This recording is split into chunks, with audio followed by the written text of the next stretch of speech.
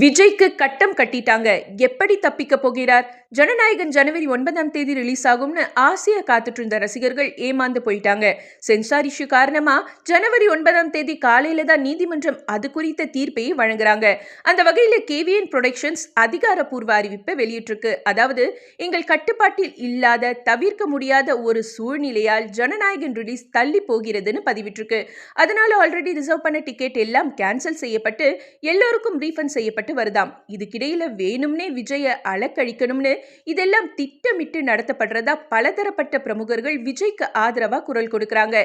இதுல இன்னொரு விஷயம் என்னன்னா, இதுவே படத்துக்கு அதிக அளவு ப்ரமோஷன் கொடுத்துருச்சுன்னு தான் சொல்லணும். இந்த நிலையில திமுகவுக்கு ஆதரவா செயல்பட்டு வர சத்யராஜ் அவரோட மகள் திவ்யா சத்யராஜ் குடும்பத்தை சேர்ந்த சிபிராஜ் விஜய்க்கு ஆதரவா எக்ஸ் பக்கத்துல ஒரு பதிவை வெளியிட்டிருக்காரு. அதுல ஜனநாயகன் ரிலீஸை சுத்தி நடக்கிற அனைத்து நிகழ்வுகளும் ஒரு மாபெரும் வெற்றிக்கான சரியான களத்தை அமைத்துக் கொண்டிருக்கின்றன. நம்பிக்கையோட இருங்கள், நல்லதை நடக்கும், வெற்றி நிச்சயம்னு பாசிட்டிவா பதிவிட்டிருக்காரு. அப்பாவும் சகோதரியும் திமுகவுக்கு ஆதரவு, மகன் மட்டும் விஜய்க்கு ஆதரவான ஆச்சரியத்தோட கமெண்ட் பண்றாங்க ரசிகர்கள்.